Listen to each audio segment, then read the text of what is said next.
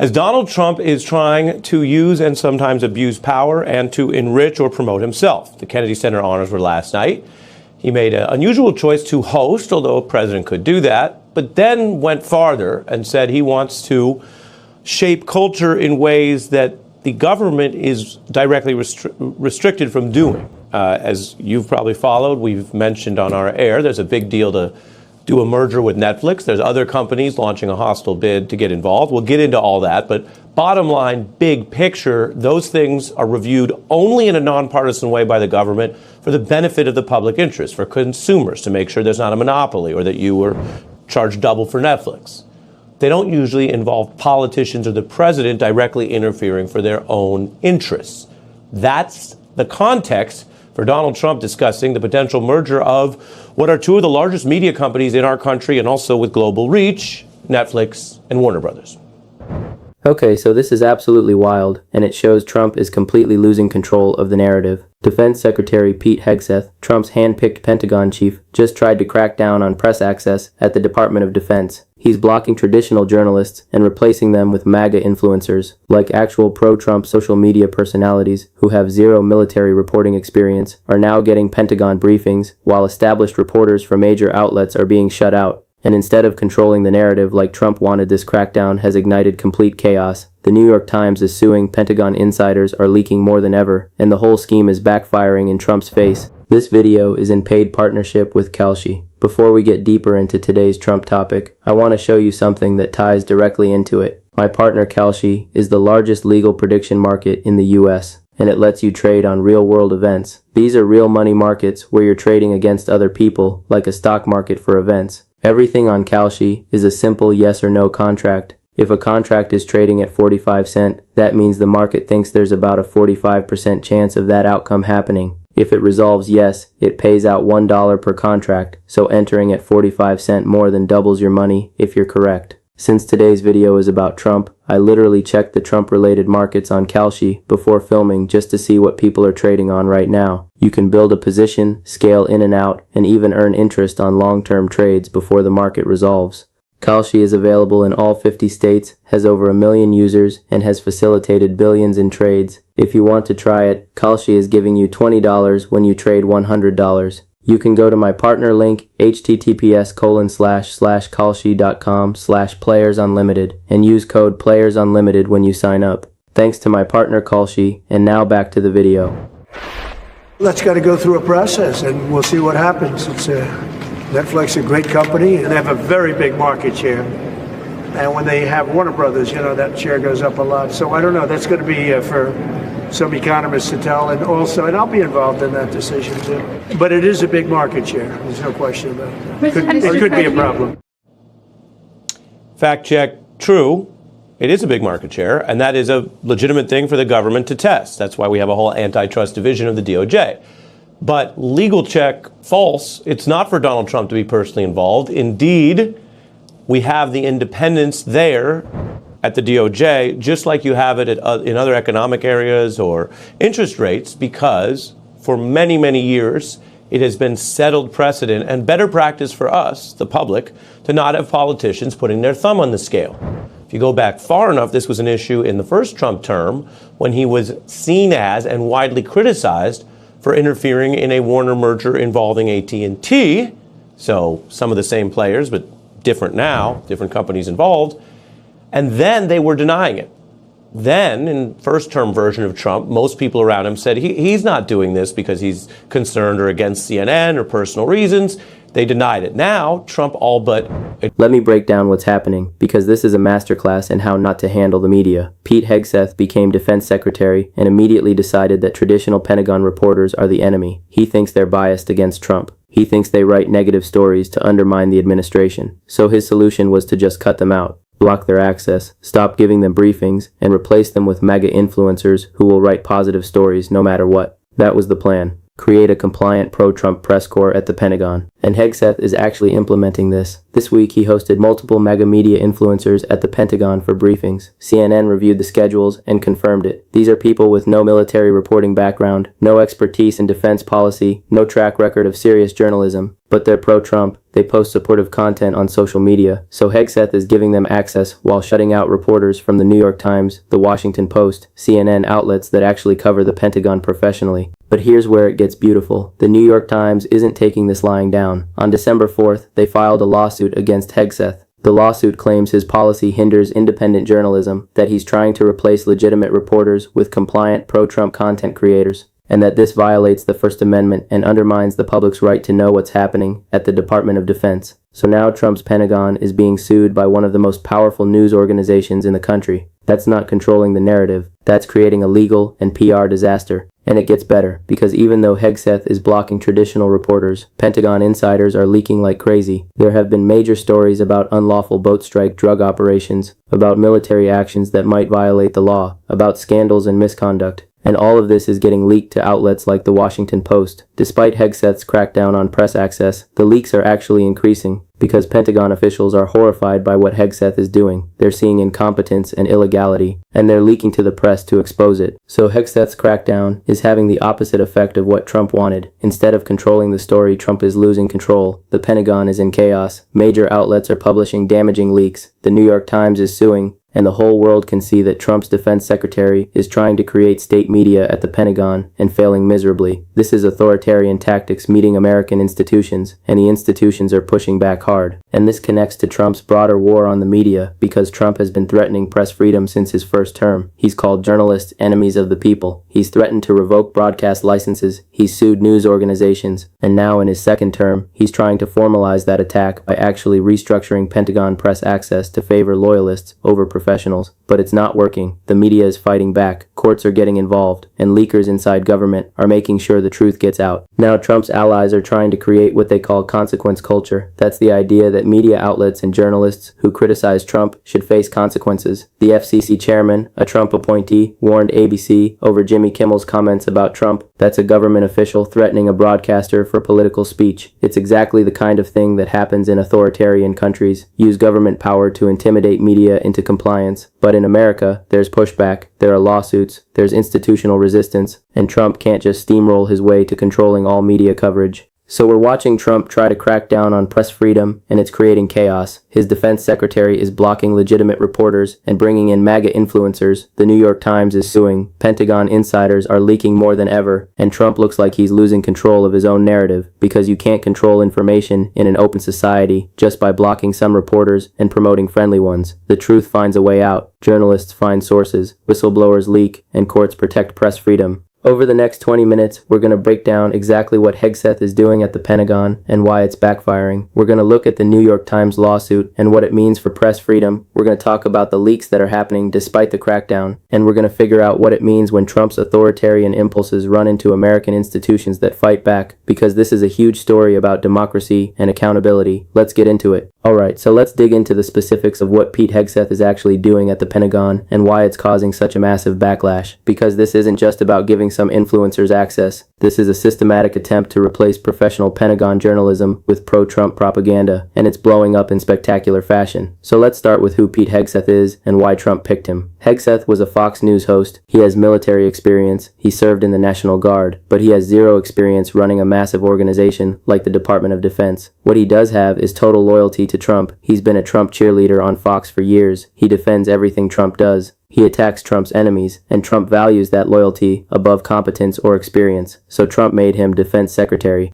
And Hegseth brought his media background with him to the Pentagon because his experience isn't in defense policy or military strategy. It's in conservative media and pro-Trump messaging. So when he got to the Pentagon, one of his first priorities was controlling the media narrative. He looked at Pentagon reporters, journalists who've covered defense issues for years or decades, and he saw them as hostile. as people who would write negative stories about the administration, and he decided to just cut them out and replace them with people he could control. So here's what Hegseth is doing. He's implementing new restrictions on Pentagon press access. Traditional reporters are being denied briefings. Their requests for information are being slow-walked or denied. They're being shut out of events they used to cover routinely. And at the same time, Hegseth is bringing in MAGA influencers, social media personalities who post pro-Trump content, people with no military reporting experience, but lots of MAGA credentials, and these influencers are getting the access that professional reporters are being denied. CNN actually reviewed Pentagon schedules and confirmed that Hegseth hosted multiple MAGA media influencers this week. These are people whose expertise is posting on Twitter or TikTok or YouTube about how great Trump is. They're not defense reporters. They don't understand military operations or Pentagon bureaucracy, but they're loyal. And Hegseth is betting that loyalty is more valuable than expertise. He wants a Pentagon press corps that will write positive stories regardless of what's actually happening. Now let's be clear about why this is so problematic. The Pentagon is the Department of Defense. It controls the most powerful military in the world. It has a budget of hundreds of billions of dollars. It makes decisions about war and peace, life and death. And the American people have a right to know what the Pentagon is doing. That requires independent journalism. Reporters who will ask hard questions, who will investigate wrongdoing, who will hold officials accountable. You can't have that if Pentagon press access is limited to Trump cheerleaders who won't criticize anything.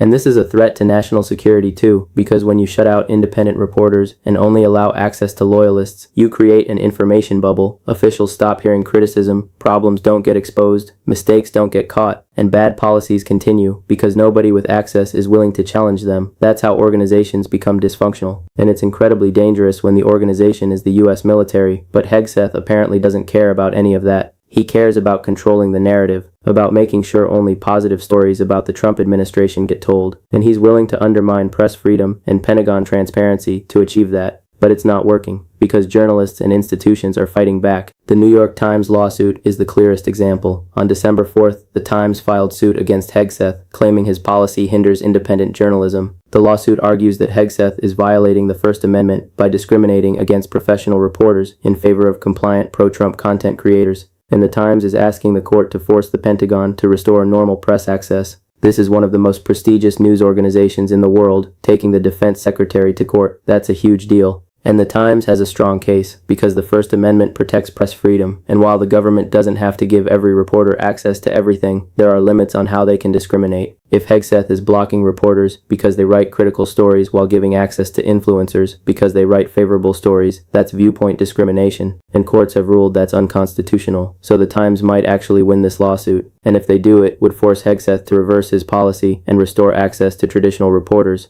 But here's what's really beautiful about this situation. Even as Hegseth is trying to control press access, the leaks are increasing. Pentagon insiders are so alarmed by what they're seeing that they're going to reporters with information, and major stories are getting published despite Hegseth's crackdown. CNN and the Washington Post have been reporting on boat strike operations, apparently unlawful military actions involving drug interdiction. These are serious stories about potential misconduct, and they're getting out because Pentagon officials are leaking to the press. This is exactly what happens when you try to shut down legitimate journalism. You don't stop the information from flowing, you just push it underground. Sources become more willing to leak because they see their bosses trying to hide information. Whistleblowers come forward because they're alarmed by the cover-up, and reporters work harder to get the story out because they know it's being suppressed. So Hegseth's crackdown is actually creating more damaging coverage, not less. He's making the problem worse. And the boat strike stories are particularly damaging because they expose operational problems and potential illegality. These are military operations that sources say violate the law or proper procedures, and Pentagon officials are leaking about them because they're concerned. They're worried that Hegseth and Trump are pushing the military to act unlawfully, and they're using the press to expose it and create accountability. That's the press serving its function as a check on government power, and Hegseth can't stop it by blocking some reporters from briefings. This is also creating chaos inside the Pentagon, because Pentagon officials are divided between loyalists who support Hegseth's media strategy and professionals who think it's insane. The loyalists want to control the message and punish critical reporters. The professionals understand that press freedom matters and that trying to create state media is counterproductive and un-American, and that division is leading to dysfunction, mixed messages, leaks, internal battles. The Pentagon is becoming less effective because leadership is more focused on media control than on actual defense policy. And this connects to broader Trump administration patterns, because Trump has always had an authoritarian approach to media. He thinks press should be friendly to him, he thinks critical coverage is illegitimate, and he's willing to use government power to punish outlets he doesn't like and reward outlets he does like. We saw this in his first term, with his attacks on CNN and the New York Times, and his praise for Fox News and friendly outlets. But in his second term, Trump is trying to formalize that, to actually restructure government press access to favor loyalists, and Hegseth at the Pentagon is the leading edge of that effort. But it's meeting resistance. The New York Times is suing. Other outlets are preparing their own legal challenges. Press freedom organizations are sounding alarms, and members of Congress are asking questions. Democrats are demanding hearings about Hegseth's press policy. They're saying this violates the First Amendment and threatens oversight of the military, and some Republicans are uncomfortable too, because even conservative lawmakers understand that Pentagon transparency matters, and that creating a propaganda operation inside the Defense Department is dangerous. So Trump and Hegseth are discovering that controlling the narrative in America is harder than they thought. You can block some reporters, you can give access to friendly influencers, but you can't stop information from getting out. You can't prevent leaks, you can't silence criticism, and when you try, you create a backlash that makes everything worse. The New York Times lawsuit is a perfect example. Hegseth tried to shut them out, so now they're suing him, and the lawsuit is generating even more negative coverage about Hegseth's authoritarianism. He made the story bigger and more damaging by trying to suppress it. And this is happening while the Pentagon faces real challenges. There are actual defense policy issues that need attention, budget fights, personnel problems, global threats, but instead of focusing on those things, Hegseth is spending time hosting MAGA influencers and fighting with the press. That's a misuse of his position, and it's undermining the Pentagon's effectiveness. Pentagon officials are distracted by media battles instead of focused on defense. That's Trump's chaotic style of governance infecting the military, and it's dangerous. Okay, so let's break down what this all means for press freedom, for Trump's ability to control narratives, and for the 2026 midterms, because this Pentagon media crackdown isn't just a story about one agency. It's a test case for whether Trump can impose authoritarian control over government information in his second term. Here's point 1. This crackdown reveals Trump's fundamental misunderstanding of how free press works in a democracy. Trump thinks he can control media coverage by controlling access. He thinks if he blocks critical reporters and only gives access to friendly influencers, he can shape the narrative to be uniformly positive. But that's not how American media works. When you try to suppress information, journalists work harder to get it. Sources become more willing to leak, and the story becomes about your attempt to control information rather than about whatever you were trying to hide. That's exactly what's happening at the Pentagon. Hegseth tried to shut out professional reporters, and the result is more damaging coverage, not less, because now the story is Hegseth is trying to create state media at the Pentagon, and Trump is attacking press freedom. That's a worse story for Trump than whatever critical Pentagon coverage Hegseth was trying to avoid. He made it worse by trying to suppress it, and that's a pattern with Trump. He doesn't understand that trying to control press through intimidation and access games just creates bigger scandals. And the lawsuit makes it even worse, because now there's a legal case that's going to generate months of coverage. Every filing will be a news story, every court hearing will be covered, and the whole time the narrative will be Trump's defense secretary is being sued for violating press freedom. That keeps the story alive and makes Trump look authoritarian. It's a self-inflicted wound. Point 2. The leaks prove you can't control information in an open society. Hegseth can block reporters from briefings. He can refuse to answer questions. He can give access to MAGA influencers instead of professional journalists. But he can't stop Pentagon insiders from leaking to the press. And the leaks about boat strikes and other scandals show that information finds a way out, especially when officials inside government are alarmed by what they're seeing and want the public to know. And this is a crucial point about why press freedom matters, because without a free press, governments can hide wrongdoing, they can suppress scandals, they can lie to the public. But when you have independent journalism and strong whistleblower protections, wrongdoing gets exposed. And that creates accountability. The Pentagon boat strike leaks are a perfect example. Officials saw something they thought was illegal, they leaked to the press, and now there's public scrutiny and potential accountability. That's the system working. And Hegseth can't stop it by blocking some reporters from briefings.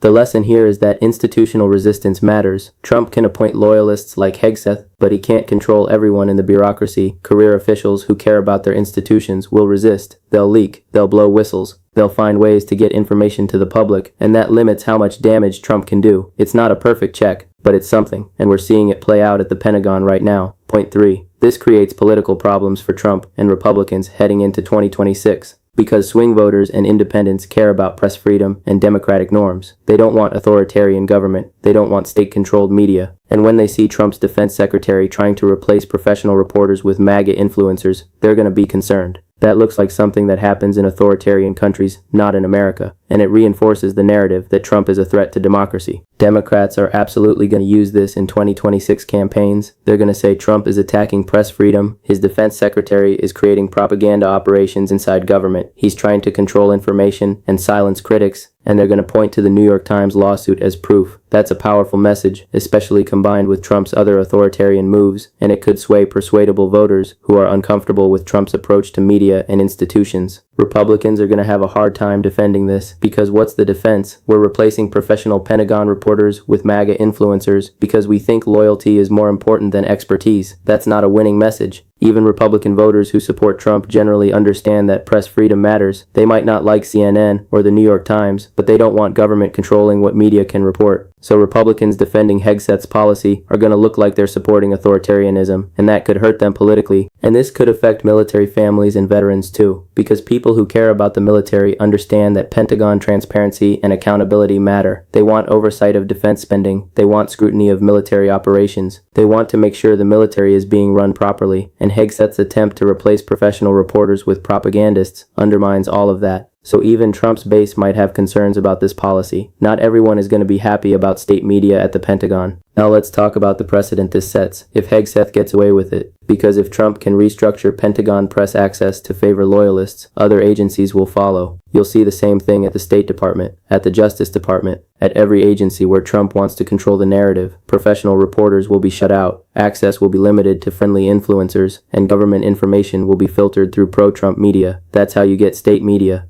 Not through overt government control of networks, but through manipulation of access and information flow. And that would be devastating for American democracy, because you need independent journalism to hold government accountable, to expose corruption, to inform voters. If government can just shut out critical reporters and only give information to loyalists, you lose that check on power. And Trump knows this. That's why he's testing it at the Pentagon. If it works there, he'll expand it everywhere. And the only thing stopping him is institutional resistance, lawsuits like the Times case, leaks from concerned officials, and political pressure from voters who care about press freedom. So where does this leave us? Trump's defense secretary tried to crack down on Pentagon press access and replace professional reporters with MAGA influencers. The New York Times is suing. Pentagon insiders are leaking more than ever. And the whole scheme is backfiring, creating more negative coverage, and making Trump look authoritarian. This is Trump trying to impose authoritarian control over information, and failing, because American institutions, the press, the courts, whistleblowers inside government, are pushing back. But the fight isn't over. The lawsuit will take time. Trump might replace Hegseth, or Hegseth might double down. And Trump will keep trying to control media narrative through access games and intimidation. So this is an ongoing battle. And the outcome depends on whether institutions keep resisting and whether voters punish Trump for attacking press freedom. Pay attention to this story, because it's about whether we keep a free press or whether Trump succeeds in creating state media. That's not hyperbole, that's what's at stake. And right now Trump is losing, but he's not giving up.